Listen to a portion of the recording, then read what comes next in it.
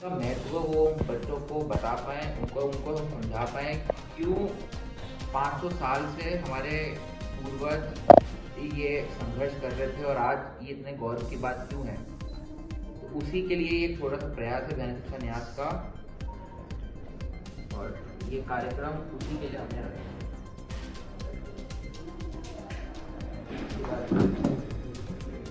मुख्य उद्देश्य जैसे कि मंच जी ने आपसे साझा किया कि श्री राम, उनका जीवन, उनकी शिक्षाएं, कैसे हम श्री राम के आदर्शों को अपने जीवन में उतार सकते हैं, इसका लक्ष्य यही रखा गया है। ये हमारे अध्यक्ष महोदय और हमारे विधायक जी हैं, उन्हीं की परिकल्पना थी कि आज के जो हमारे बच्चे हैं, खासतौर से विद्यालय स्तर के, जो टीवी, कार्टून, मोबाइल, इन सब में उलझे हुए हैं, कहीं ना कहीं अपनी सनातन की जो जड़ें हैं, सनातन धर्म, उससे विमुक्त होते जा रहे हैं। तो चाहे वो चित्रकला के माध्यम से हो, चाहे वो किसी लेखनी के माध्यम से हो, चाहे वो नृत्य के माध्यम से हो, किसी न किसी रूप में वो श्री राम, उनके जीवन के बारे में जितना वो पार्टिसिपेट करेंगे, जितनी उनकी सहभागिता होगी, उतना वो श्री राम से उनका साक्षात्कार होगा। उसी सैद्धांतिक पहलू को बच्चों तक पहचानने के लिए ये सारा उद्देश्य किया है। और जैसे सर ने बताया कि 22 तारीख को सर्वविदित है कि श्री राम मंदिर की स्थापना हो रही है, तो जाहिर सी बात है कि उत्सव है, सभी धर्मों के केंद्र रहे हैं, इस तरह के विचारणीय स्थल रहे हैं, मक्का मदीना रहा है, जेरूसलम रहा है, अगर भारत में भी अयोध्या जैसा केंद्र बन रहा है तो एक उत्सव का माहौल सा बन रहा है। अगर उत्सव न भी हो तो कम से कम उसकी तथ्यात्मक जानकारी, उसकी जो है ऐतिहासिक जानकारी, जो वो धरोहर है, उससे हमारी युवा पीढ़ी जरूर जुड़े, उसे पहचाने। और हमारे न्यास का ये मूल उद्देश्य भी रहा है कि इस तरह के सिद्धांतों का प्रचार प्रसार, उसी उद्देश्य से स्कूल के बच्चों को खास तौर से इसको जोड़ने के लिए, ताकि उनके अंदर वो जो अपब्रिंगिंग है, जो वहीं से वो श्री राम को आत्मसात करते हुए आगे बढ़े, इस उद्देश्य से ये 3 प्रतियोगिताएं रखी गई। पहला आपने देखा है जो निबंध प्रतियोगिता है, 3 श्रेणियां रखी गई हैं इसमें, क्लास 1 to 5, 6 to 8 और 9 से 12 में शब्द सीमा के अनुसार बच्चे अपने अपने रूप में किस तरह से श्री राम को एक निबंध के रूप में उनके सिद्धांतों को अभिव्यक्त करते हैं। ऐसे ही चित्रकला प्रतियोगिता रखी गई है श्रेणीवार,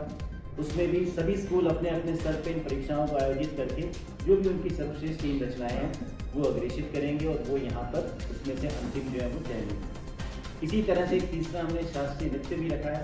श्री राम के ऊपर आधारित नृत्य नाटिकाएं हों, कुछ इस तरह के नृत्य मंचन हो जिसमें उनके जीवन के विभिन्न पहलू या रामायण के विभिन्न कांड, कुछ भी वो प्रतिबिंबित करना चाहें वो उसमें साक्षात रूप से कर सकते हैं।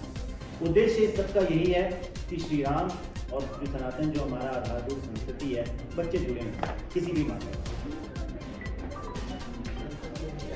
ये फिलहाल हमने विधानसभा गंगानगर क्षेत्र जो आ रहा है क्षेत्र में सेकेंडरी स्कूल है, जिला स्तर के अंदर क्या है कि वो बच्चों का ट्रैवल, उनको यहाँ तक आना से वो कठिन हो जाता है। ये अपना जो गंगानगर विधानसभा है, ये उनके लिए कि वो 21 तारीख को जिनको भी पुरस्कार मिल रहा है, जिनकी भी प्रस्तुतियाँ अच्छी थी, उनको हम लोग उस दिन डिस्प्ले भी करेंगे, चाहे मतलब उनको प्राइज मिले या ना मिले, लेकिन उनकी अगर प्रस्तुति अच्छी थी तो उनको हम लोग डिस्प्ले 8 गैलरी की 8 टोटल मतलब 21 पुरस्कार हैं ये 3 ओवर में। ये जो टॉप जो 6 रहेंगे उनका फिर भौतिक रूप से वो यहाँ अपने प्रेजेंटेशन देंगे, उसके बाद उनका खत्म होने के बाद ही अपने कार्यक्रम होगा, पुरस्कार वितरित किए जाएंगे। 3 वर्ग में 18 चुन के आएंगे और ये 3 इसमें दत्ते में आएंगे, टोटल पुरस्कार हो जाएंगे 21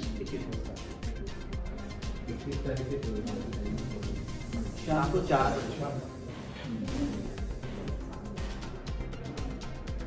इसका मूल उद्देश्य यही है क्योंकि श्री राम अक्सर हमारे यहाँ परेशानी हो जाती है कि हम हर चीज़ को धर्म विशेष की दृष्टि से देखते हैं, क्योंकि श्री राम और उनका जीवन सबके लिए एक सनातन जिसको कहते हैं शाश्वत दर्शन, एक आदर्श पुत्र कैसा हो, आदर्श भाई कैसा हो या आदर्श मित्र कैसा हो, हर तरह की इसमें आपको एक शिक्षा मिलती है। और मेरे ख्याल से जो 22 तारीख का जो ये ऐतिहासिक फंक्शन है, ये धर्म से ऊपर उठ के है, ये भारत के प्रतीक का निशान है। तो मानो जैसे इन्होंने बोला कि लोग मैका को सेलिब्रेट करते हैं या हज के लिए जाते हैं, तो ये हमारे लिए भी एक ये अब हमारा एक धार्मिक स्थल है जिसको वर्ल्ड वाइड लोग सेलिब्रेट कर रहे हैं। आज टाइम स्क्वायर पे इसकी लाइव स्क्रीनिंग होगी, तो ये इवेंट बड़ा है, उस इवेंट का महत्व वो बच्चों को समझाना बहुत ज़रूरी है।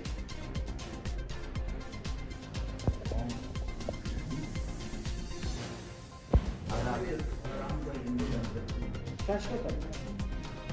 अभी सनातन एक शब्द का अर्थ ही- वीडियो आ रही है जिसमें वो अटल जी बोलते हैं कि मैं एक बार इंडोनेशिया गया था,